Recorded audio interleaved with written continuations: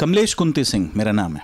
मैं एक लेखक हूँ, डायरेक्टर हूँ और लगभग नहीं भी तो 60 से 65 सीरियल्स जो आप लोगों ने देखा होगा टीवी पे, चाहे वो कुमकुम हो, जैसी जैसी कोई नहीं हो, क्योंकि सास भी कई बहू थी, कहानी घर घर की, कसौटी ज़िंदगी, देयर आर मैनी, तो अभी सब याद भी नहीं आते हैं कितने लिखे हैं।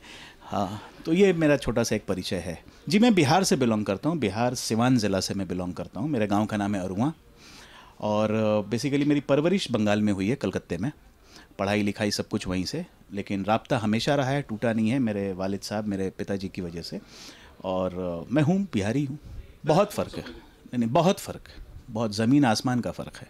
बुरा ना लगे अगर लोगों को, और मैं आई डोंट मिन्स वर्ड्स, मैं ईमानदारी से जो भी बोलना है बोलता हूँ। इसके लिए शायद जाना भी जाता हूँ कि I call spade a spade, right. पहले एटलीस्ट पढ़े लिखे लोग तो थे इंडस्ट्री में, अगर मुकालमे की बात हो या स्क्रीन प्ले की बात हो, जानते तो थे लिखना। आजकल तो शब्दों का मतलब ही नहीं मालूम है। तो ज़मीन आसमान का फ़र्क है क्रिएटिविटी में। उस वक्त बहुत अच्छे शोज़ होते थे, आजकल मेरी समझ में नहीं आता है। मेरी समझ, लिखता हूँ, आज भी लिख रहा हूँ, लेकिन मेरी समझ में नहीं आता। मुझे लगता है कि मैं ख़ुद को रिपीट कर रहा हूँ। ऐसे सीन्स में लिख चुका हूँ पहले और उसी का एक बहुत ही बुरा वर्जन मैं अभी लिख रहा हूँ। तो ये फ़र्क है और मैं तो इससे बहुत ही विचलित भी हूँ।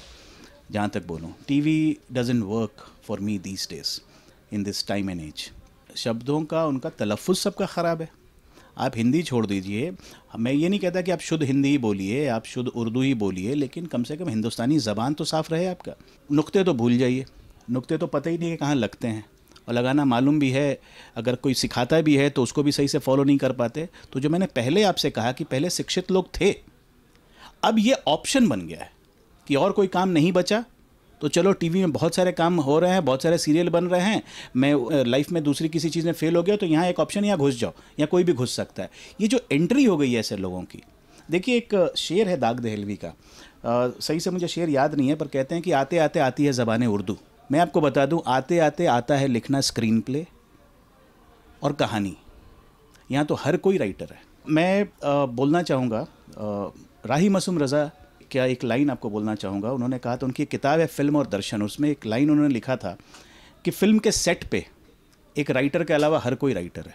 और वो अब मैं देख पा रहा हूँ कि आजकल हर कोई, मतलब उसको राइटिंग समझ में आती है। एक्टर को लगता है कि बस थोड़े गोरे हो गए, अच्छे फीचर्स हैं तो हम एक्टर हो गए, चाहे कितना भी तलफ़ुज़, प्रोनंसिएशन, कितना उच्चारण कितना भी ख़राब हो। सो वो है, मतलब उनको आती नहीं है। मैं ये नहीं कह रहा हूँ कि आप शुद्ध बात कीजिए, लेकिन कम से कम टेलीविज़न के लिए, मैं टेलीविज़न के लिए ही बोल सकता हूँ, क्योंकि फिल्मों के बारे में बोलने का मुझे हक़ नहीं है। लेकिन टीवी में चूँकि हूँ और टीवी का बहुत पुराना आदमी हूँ, तो मेरा हक़ बनता है, मेरा नाराज़गी का भी हक़ होता है। लिहाजा no, it's not there. Hindi हमारी राष्ट्रभाषा का बहुत इंसल्ट होता है, हमारी जो अपनी भाषा है, ज़बान है उर्दू, उसका बहुत इंसल्ट होता है, तौहीन होता है। So it's in a bad state. Let me be very frank and open about it. जी, मैं आपको, आपने सुना होगा मनोज नाइट श्यामलन, बहुत बड़े डायरेक्टर हैं हॉलीवुड के, सिक्स सेंस और अनब्रेकेबल काफ़ी फिल्में की हैं। उनका एक इंटरव्यू में पढ़ रहा था, उन्होंने कहा था कि why I became a director, because there is no glory in writing. और हॉलीवुड का ही एक और जुमला मैं बोलता हूँ, एक राइटर थे, मैं नाम भूल रहा हूँ उनका, उनको life time achievement award Oscars में दिया गया, ऑस्कर एकेडमी सेरेमनी में, और उन्होंने कहा कि I want to remind my fraternity of cinema that a film begins and ends with a screenplay. ये फ्रस्ट्रेशन था। वहाँ तो शायद हालात सुधर गए, हमारे यहाँ बढ़ गए। एक राइटर को जो लिखने को मिलता है, उससे कई गुना ज़्यादा एक कॉस्ट्यूम डिज़ाइनर ले जाता है सर। आज कभी कभी मैंने मजाक में एक फ़िल्म देखी थी, फिल्म का नाम नहीं लूँगा, लोगों को बुरा लग जाएगा, और मैंने मजाक में ही कहा था कि they forgot to take the writer on board. तो राइटर आज भी इनके लिए झोला छाप एक आदमी है जो सब कुछ क्रिएट करता है। बिल्कुल नहीं बुलाया तो उसको डाउन मार्केट समझा जाता है, पोस्टर पे नाम नहीं होता। ये तो मतलब सलीम जावेद के साथ राइटरों की इज्जत आई और उनके साथ राइटरों की इज्जत चली भी गई इसमें। लेकिन कहीं ना कहीं कसूर राइटरों का भी है, बहुत बड़ा कसूर है। राइटरों को ज़रूरी है ये समझाना उन प्रोड्यूसर्स को, उन डायरेक्टर्स को, कि फिल्में दो ही टेबल से बनती हैं। राइटिंग टेबल पे शुरू होती है और एडिटिंग टेबल पे ख़त्म होती है। इन टेबल्स के पीछे जो बैठे हुए हैं उनकी इज्जत करो, वरना आप भलती फिल्में बनाते रहोगे, भलते सीरियल्स बनाते रहोगे, कहीं वर्क नहीं करेगा। आज नहीं तो कल ये जो सामने जनता देख रही है आपको रिजेक्ट कर देगी, और फिर राइटर आएंगे वापस और उन्हीं की पूछ होगी। हाँ, ये इसलिए रही क्योंकि देखिए, आज जो बड़ी बड़ी फिल्में बनाते हैं लोग, आप एक आदमी का नाम लीजिए जो रास्ते पे पैदल चलता हो, अपनी एयर कंडीशन गाड़ी में घूमते हैं और ना लोगों से मिलते हैं, ना उनके सिचुएशन, ना उनके हालात जानते हैं, तो कहानियाँ कहाँ से लेकर आ पाएंगे? इन हालात में ये चुराएंगे और उन गरीबों की कहानियाँ चुराएंगे जो आपसे लड़ भी नहीं सकते, जिनके पास पैसे नहीं हैं। मेरा ही एक दोस्त है आकाश आदित्य लांबा। एक दिन मैंने देखा उसको कि वो जूते का माला पहन के लोखंडवाला की सड़कों पे घूम रहा है। उसे किसी ने सपोर्ट नहीं किया।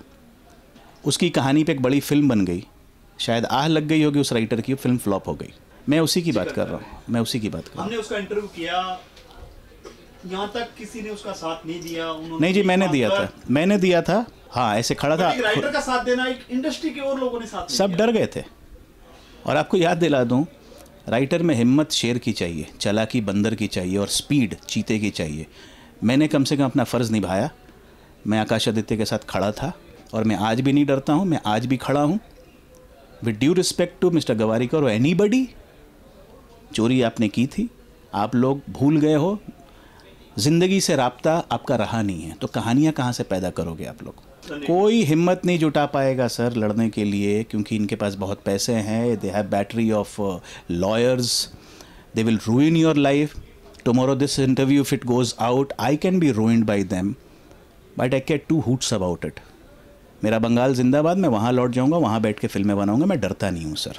तो गलत क्या करा? जूते का माला पहन के भीख मांग रहा था, मैं जानता भी नहीं था वो केस। मैं कैफ़े में बैठा हुआ था, दूर देख रहा हूँ जूते का माला लटका के जा रहा है, और मैंने उसके प्लेस देखे हैं सर। अपने हिंदुस्तान के लिए कितनी शर्म की बात है। बहुत शर्म की बात है। उन क्रिएटिव लोगों के लिए बहुत शर्म की बात है जो बाहर घूमते रहते हैं क्रिएटिव का तमगा लगाकर, पर क्रिएटिव है नहीं।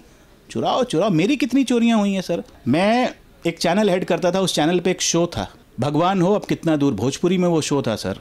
वो एक बड़ी फिल्म बन जाती है। उसी चैनल पे एक शो था स से सरस्वती, उस पर नील बट्टे सन्नाटा बन जाता है सर, पीके बन जाता है। मैं पढ़ा ही नहीं इन सब मामलों में। मैंने बोला आपकी सोच छोटी है, आपका क्यों है राइटर? एक सवाल है, अकेला क्यों? देखिए, अब ये तो हुआ कि मुर्गी पहले आई या अंडा पहले आया। बेचारे के पास पैसे ही नहीं होते, ताकत कहाँ से आएगी? आज तो ताकत पैसों से है।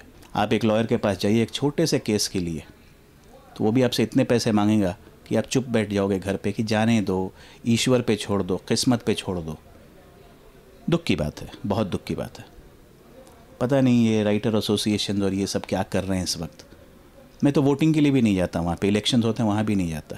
सब कुछ फेक होता है। नहीं, फेक तो मैं नहीं कहूँगा कि फेक होता है, फेक नहीं होता। वो करते हैं, उनकी कोशिशें, उनकी नीयतें सही हैं। जो हमारे एसोसिएट चढ़ते सूरज को सलाम किया जाता है। जी हाँ, जी हाँ, जी हाँ, जी हाँ। अभी हाल ही में श्रीवास्तव जो है अक्षय कुमार को ब्रेक देने वाले थे। एक ऐसी बीमारी से पीड़ित थे कि कोई भी झोपड़पट्टी में रहते थे, यहाँ पर कोई उसको देखने वाला, जब मीडिया ने उस खबर को दिखाया तो अक्षय कुमार ने एक बड़े हॉस्पिटल में उसका इलाज कराया। हाँ, अब इसमें क्या कहा जा सकता है, लेकिन इतना तो है कि अक्षय कुमार जी को जब पता चला तो उन्होंने हेल्प तो किया, सामने तो खड़े हुए। तो उसके लिए अक्षय कुमार को कंग्रेचुलेशन बोलना चाहिए, उनकी तारीफ़ करनी चाहिए। लेकिन यूँ ही है, देखिए ऑर्गेनाइज्ड ही नहीं है हमारी इंडस्ट्री। आप क्या करोगे? आपको डॉक्टर बनना होता है तो आपका मालूम है, आप मेडिकल कॉलेज में जाके पढ़ाई करोगे कुछ साल, तब जाके डॉक्टर बनते हो। यहाँ तो जिसको मन किया वो आ जाता है इस इंडस्ट्री में।